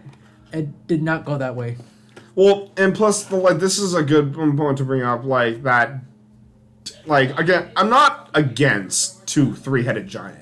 Okay, I do have an issue when you tech your decks so that they can actively work with other decks you're playing with to defeat the other players. It's very coordinated and dishonest. Yeah, exactly. It's frankly teaming up before the match even starts. I mean, yeah, you do team up because you choose your partners, but right? But at random. Yes, it's not because oh my gosh, these two decks that are made together at the same time. Of course, they're going to be working together. Exactly. You pick it. You can pick a deck at the beginning of the match and go oh yeah, I'm playing vampires. What are you playing? Oh, I'm playing my Enter the Dungeon. Yep. Deck. Great. Let's see how they play out. That should how things play out. There's been times where I just go, hey, I have a really great support deck. Honestly, if you want to be big and stompy, go ahead. And honestly, it got to that point where it's just yeah, we kept on losing against DB, DB and Jennifer and I don't remember the third player. But the thing is that it got to the point where it just wasn't fun anymore. And then I looked at Manuel and I went you know what? I don't know if you could tell that I was just fucking done with the night. I just wanted to just go you know what? Fine, we're gonna win. So one of the decks. So I remember that game actually too because it was turn 3 and he just quit. So he scooped. That actually was the first time I ever saw him scoop. Daniel B? Yeah. Yeah. That was the first time I ever saw him scoop, and probably the only time I ever saw him scoop. Because, yeah, the deck that I pulled out was Tron, and to those who know the competitive format, Tron is basically assembling 3 lands to get a lot of stuff back. Remember, this This isn't for fun. This is to Yeah, win. this is to win. Yeah, this is when Daniel doesn't give a fuck. Daniel Hyatt. But yeah, it revolves around this type of effect and everything. And basically, what it came down to was I looked at Manuel and I went like, yeah, okay, we're gonna win this next game because like we're not. Well, like we said we were going to be playing casual, and this is definitely not a casual environment. Okay, It hasn't been casual for the last 3 games. No, it hasn't. Yeah, so Cry. Lacroix. Yes. Like, and one thing to describe about me before I go into this is I like to have fun. I like to have a true casual play style / field / environment. If somebody wants to test out an effect, I will actively wait out a few turns rather than just completely stomp them into the ground. When I even this comes into play with what you said, knowing when to show restraint. Because sometimes, yeah, you could win in the next turn, but what if the person's just trying to play test something? Exactly. Yeah. What's the point in you winning? Frankly, It'll give him a rough estimate, but let him see how the combo goes first. Yeah, nobody likes just being outright destroyed in the first 3 turns. Case in point. So with Tron, you can get 7 mana on turn 3 if you play your cards right. No pun intended. And that's exactly what happened. Everybody was setting up their field on either side of the field. Honestly, you were setting up yours. Matt was setting up his. Everybody was setting up his and theirs. But I kept warning you guys: don't play a lot. Yeah. Because it's gonna go away. I was like, at that point, yeah, we might as well just. Hold Literally, I told you guys to just hold off because I was literally going to win this entire game by myself. And it's kind of actually what happened right there, just from the scoop. I always dusted or Ugin something It was an Ugin. It was an Ugin, yeah. And I basically went like, hey, guys, on the other side of the field, sacrifice everything you hold dear. And Daniel, You remember, there was a Soul Warden out there. Yeah. There was a Soul Warden, one of those... cards with color identity. It was a green-white deck. There was 2 green-white decks and 1 blue deck. Yeah, for context, Daniel B. and his girlfriend were playing... Mirror match, basically. Mirror match, life gain token decks, which is basically... if I can make a side note here, your description of how the green-white duo combination works was the best I've ever heard. You are given all the safety equipment, but you can only use it in a padded environment. Because it's based off of life gain, creatures coming into the field, getting counters. It gives you everything. Yeah. And if you get hit, it doesn't really matter because you're already at 45 life. That's when the airbags deploy. That's when the airbags deploy when it just... Poof. But yeah, they were playing decks that completely synergized and worked very well together.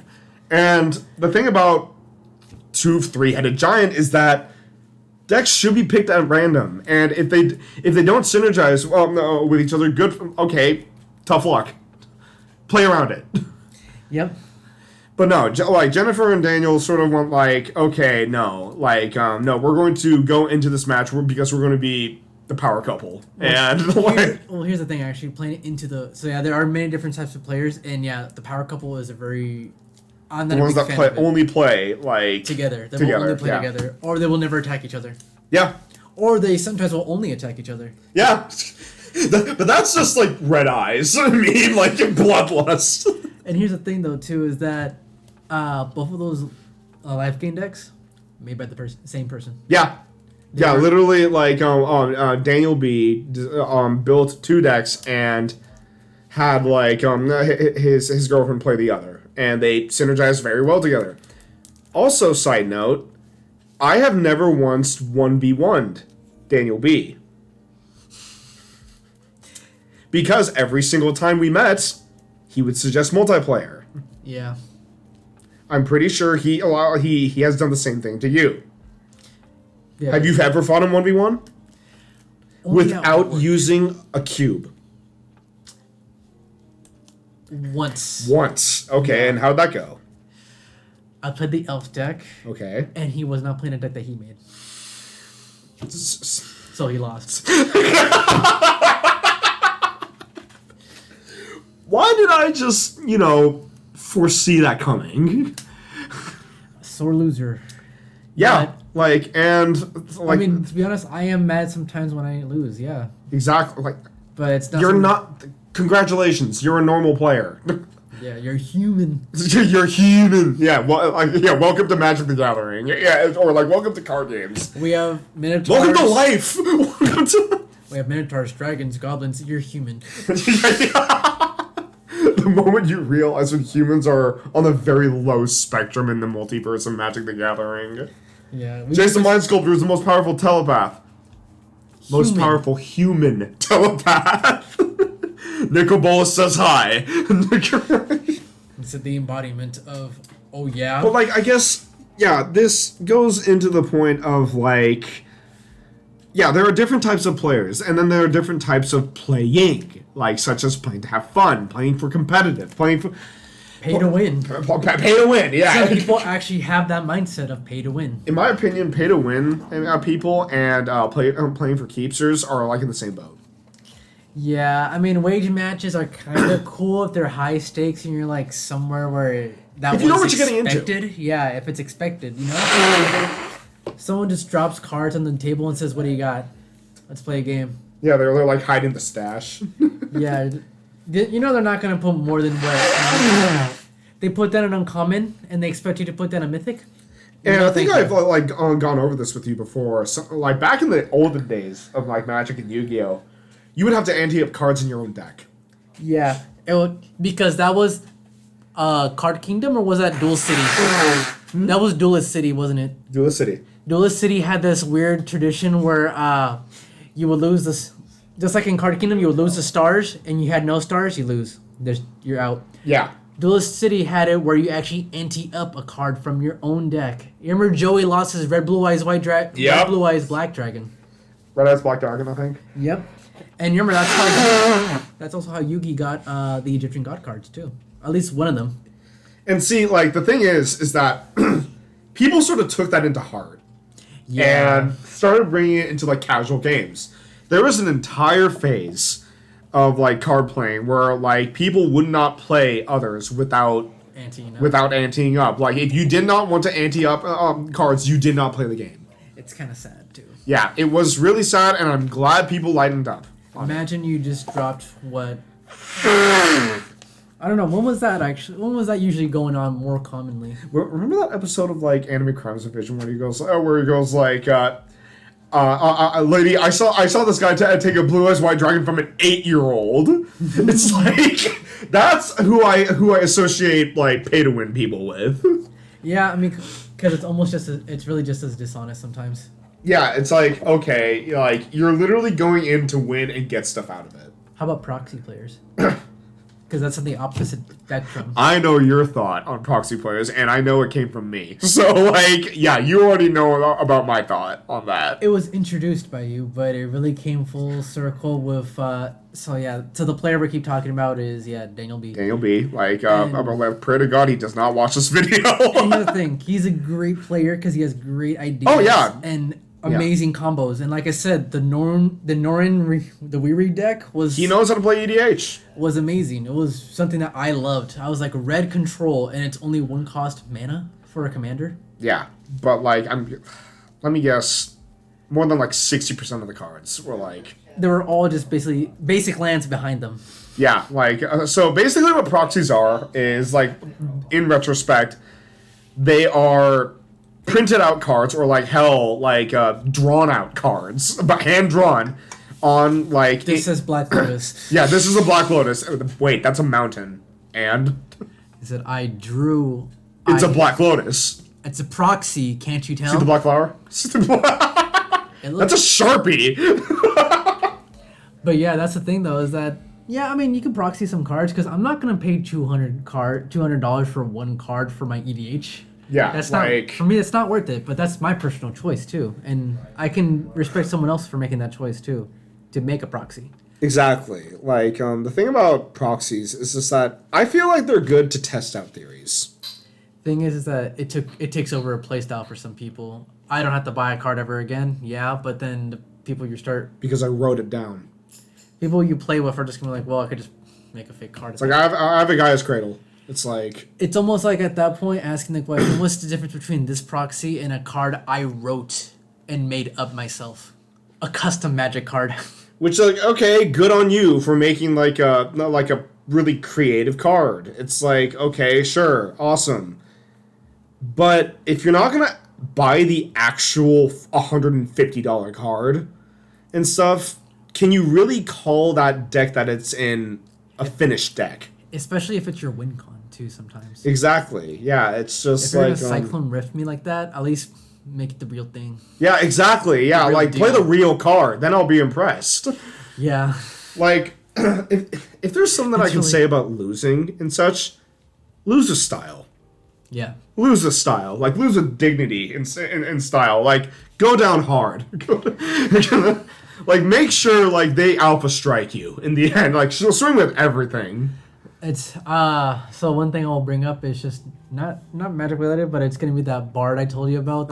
Yeah. Vio, he will die like a bastard, or he will be the one to unlock the dynasty. Right? Exactly. Yeah, and that's a mindset I can get behind. All right? Like, literally just like, Don't be a sore loser. make a show out of it. Yes, exactly. Make it a spectacle. That's actually one thing that I can say about, like, just like playing card games in general and such. Like, I guess I'm always going to be talking about Magic here, but like, even when you're losing, don't take it as like, oh, it's a bad thing. Fucking, if you know you're going to lose, kill yourself. Fucking deck yourself out if you know you're not going to like make it in the end, like, or target yourself for Play like... that one last spell you know you really wanted to play. Yeah, exactly. Like- Like, at least look good while you go down. For me, it will always be reshape the earth. If I don't have Mace's End on the field and I know I can't get it out in the field, I'm gonna do it anyways. Yeah, exactly. Yeah, I'm gonna do it anyways. I'm a 2-life, but reshape the earth. All my lands come out on the field now. Look at these 10 lands. Thank you. Yeah, that's why, like, don't be salty when you lose and just go like, damn, I lost. Well, if you lose a style, you can at least say, hey, I lost by dealing 20 damage through a fireball to my face. It's not that you lost. It's how you lost. It's always It's how you lost. Yeah. did you lose like a sore loser? Did you lose like a champ? Because yeah, you heard the expression. Take it like a champ. Yeah, take it like a champ. Go down. Go down swinging. Have you seen the cinematic of Overwatch, Honor and Glory? I have The not. Reinhardt cinematic? No. So it's basically Reinhardt when he was young and why he became the way he is, which is like, I will be your shield. He wasn't like that in the beginning. He was like the go all in, abandon your team, and like do as much damage as you can. Loose cannon, lone wolf. Yeah, exactly. And he had a master or like a mentor. If you played on that one map that's in Germany, the suit of armor in like the throne room, Yes. that was his master's armor. I love those Easter eggs that they put. Right? those Yeah. details. I'll show you the cinematic later. I mean, hell, like I can probably like bring it up here. Let's see. Because I did see the one. For Don't his copy daughter. strike me. Don't copy. Let's see. Honor I did see the one for and Glory. There we go. Reinhardt's daughter. That was pretty cool. Reinhardt. Brigitte. Yes. And since it's a Blizzard, no ads, which is nice. I should probably. Oh, yes. I'm putting on headphones. I've already seen this like a billion times, so like.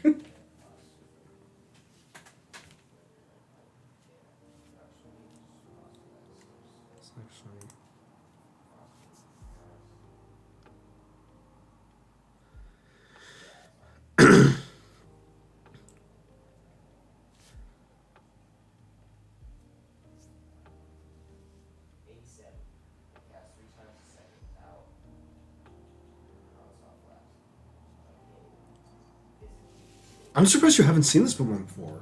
I have not. Yeah, it's one of my favorites.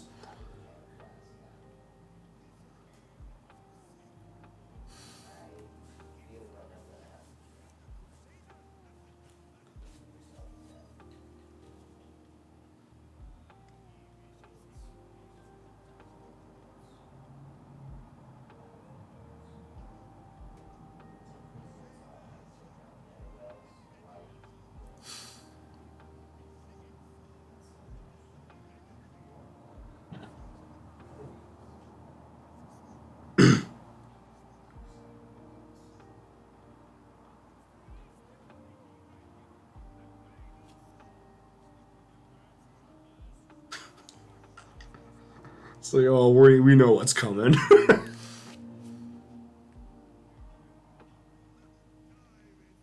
That's the phrase right there. Live with honor, die with glory. Exactly. What? Be memorable. Yeah, exactly. And just watch till the end. It's like...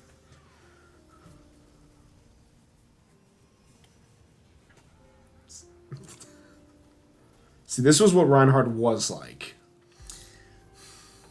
Just... like, and who can blame him, right? Like, it's... He says he's an immortal crusader.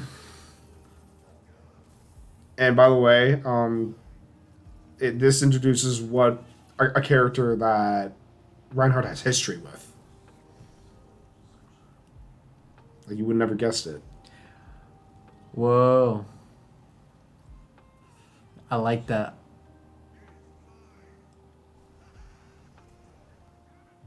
What the heck? Orisa was originally the OR-55 unit of the Bastion, like Because that's actually my favorite. That's my main. Orisa's a fucking beast. Yeah. Yeah, the model Orisa was a reprogrammed OR-55 unit by Shuri.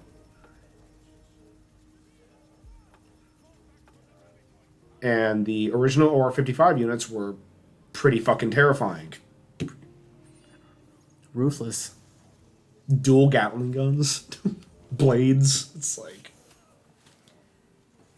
What are those energy blades? Plasma blades? right? Yeah. And as you can see, they're like fucking tanks.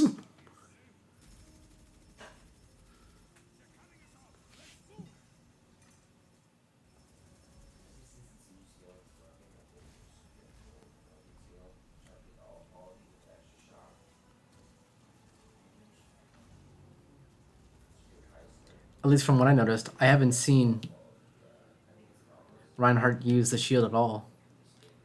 Which is kind of, like, it's very indicative of, like, where he's at in his Spin life. to win.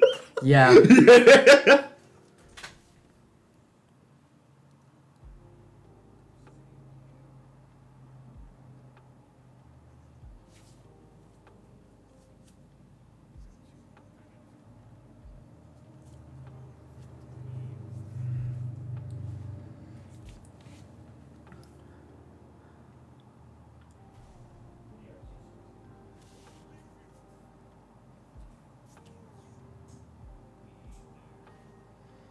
Yeah, the ending is literally what we were talking about of lose with style.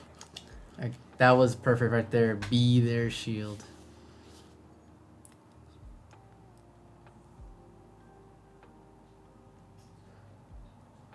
God, he dies in glory. Like, damn, he fucking dies in glory.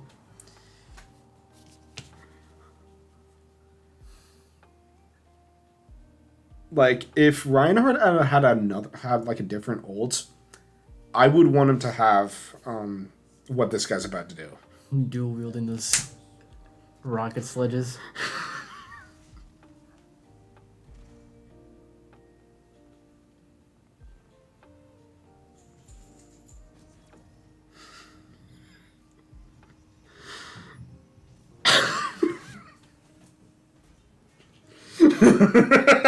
Wow. Okay.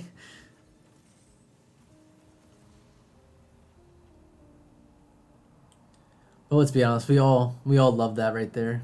Oh yeah, it's just like, And that's what prompted Reinhardt to change his attitude about everything.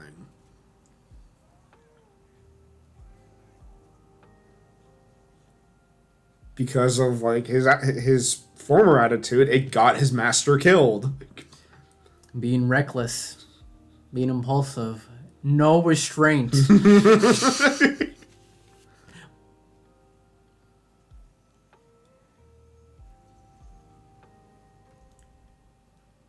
Yeah, a lot of this stuff is just wow.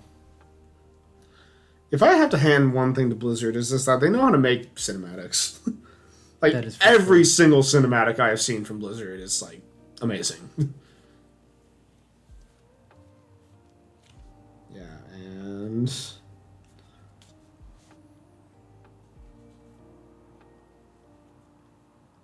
that's how that armor got there. I just love that right there. It's probably been untouched for so long too. Right? Yeah, it's like... it's decayed. The body's inside. There's a whole ecosystem inside that suit.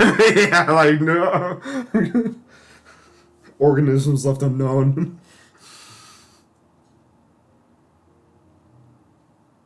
Yeah, that's that. But yeah, go out in style. That's always going to be a good rule of... There we go. Come on. Don't mind my recommended feed. See, like, geez, only Brie. But yeah, like, how long did you want to go for? Like another 10, 15 minutes? Sweet. Yeah, okay. But yeah, like, yeah, it's just like, yeah, losing's not that bad. Like, okay. Let me put that with a little bit of salt. Okay? How you lose, yes, it's important. It is justified to be salty when you lose by, I guess, like, a really, like, degenerate tactic, like mill and infect and everything, or just, like, in my opinion, you lost by a gimmick. Same with me. The one loss that I will always just be fucking salty about is when I died because somebody kept on repeating vapor snags on me. Every fucking turn. Bounce a creature, I'll lose one life. Bounce a creature, I'll lose one life. Bounce a creature, I'll lose one life. Rinse and repeat. Yeah, and I feel like that's that same thing happened with you with like Norrin, which is like Norrin is a gimmick commander because he's cheap to play. Like, and I think no, he doesn't have a dash cost, right? He just has an ETB. Yeah, ETB. Okay. Mm-hmm. Thing was though is that there is I forgot what card it was, but whenever a permanent comes in the field, you can trade the same type of permanent. Oh, right, Possibility Storm. That's the one. Yes. Yeah, I think it's Possibility Storm or there we go. It might be a different one, but I'm pretty sure that was in there too. Yeah, that was in there, but that's not the card I was thinking of. The next one is Scatterverse, I think. It might be that one.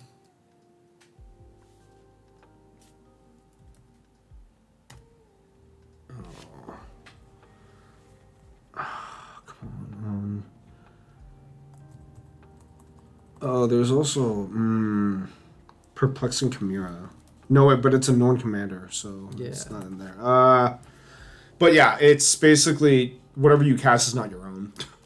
Yep, whatever you cast, basically, I can trade it for this 0/1 Eldrazi I had. As long as it shares a type, right? Yep. Yeah. Mm-hmm. Yep, this has to be a creature for a creature, an enchantment for an enchantment. Oh, Sure, you could probably Confusion in the Ranks. Yes. Yes. But there's another one that has scatter or something in it, I think. Shatterverse or something, yeah. Yeah, Confusion in the Ranks. Very frustrating card if you don't know what you're going up against. Because it was this, and like I said, they had Eldrazi's come out every time a creature entered the field. The thing is that the reason why I don't like decks like this is because nothing gets done. At this point, you're playing other people's decks. And not even. Yeah. It's like nothing is your own. Whatever you cast is actually not. and it actually belongs to the other person next to you, which is then going to be that person's. It's just like, it's total randomness that doesn't have any order at all. And like, if you lose to that sort of thing, it's just like, it doesn't feel good. Like, No. especially with Norn. But it's legal. Yeah, it's legal. It fucking is. And it's Commander. Yeah, anything goes. Yeah, at that point, yeah. I would just rather. Shatterstorm, I think. I would just rather. Oh no, never mind. Okay, I keep forgetting what it Ruin is. is blast that out of the. Oh yeah, fuck no. I'm just gonna exile everything. Thank you. We'll just start again. I think I think one of the biggest problems I had back then was I didn't have enough board wipes when I was playing EDH, which is kind of dumb. Oh my god.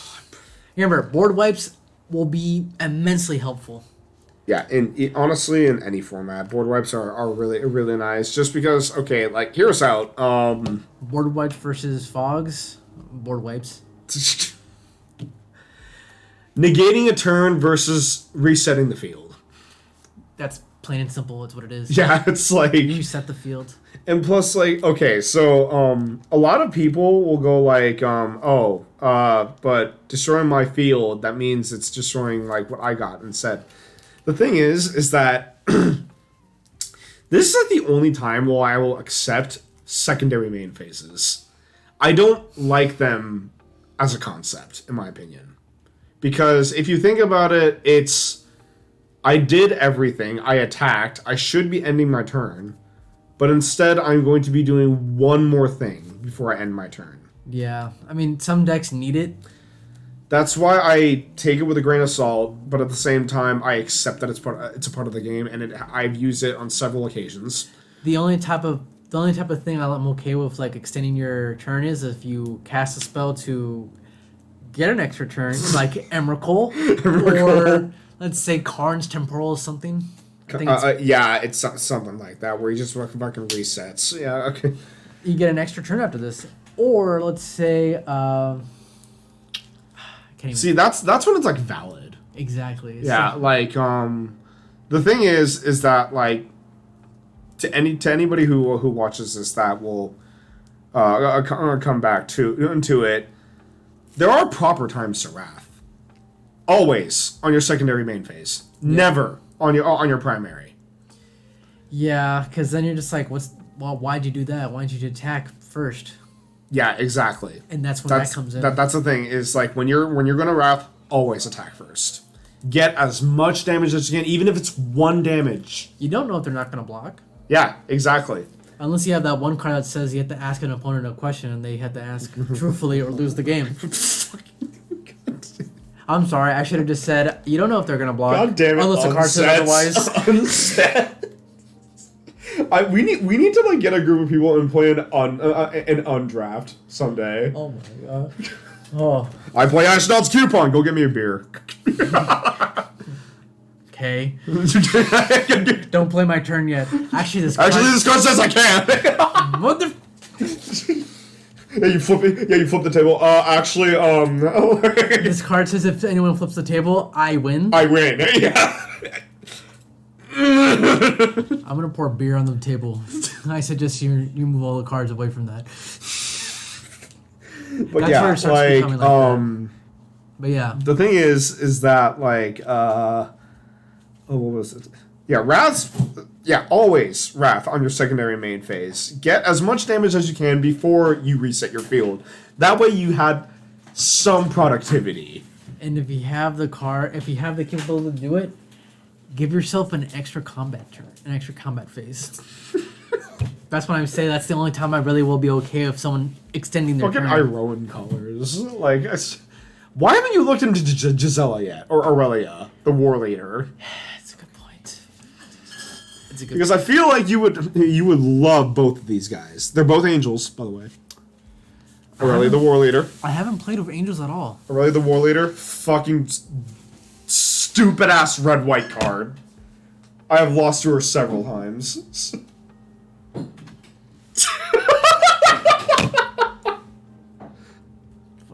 So, you know what's really fun about this? Look up Adeline. Adeline. Actually, I'll look it up real quick. Yeah. Let's see.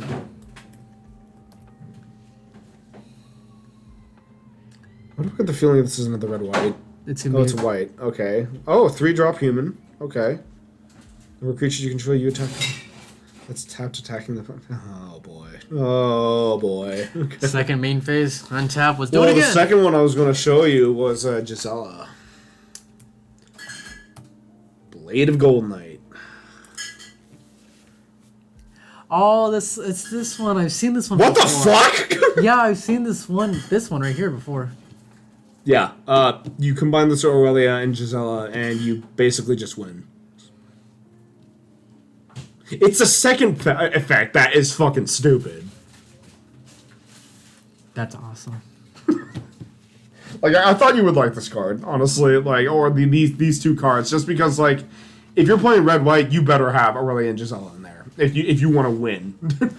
My play style is like to play aggro, and I like to protect myself. Red blue. Shoot. Frankly, you have a lot of play styles. Like you definitely have like a jack of all trades on type of feel when it comes to like I can't narrow down what your style is. Like Jacob, I can definitely say is a Timmy player. Yeah. Like he likes big creatures, he likes big spells, he likes ramp. Like and honestly, I can't blame him. Like his favorite card is Golta.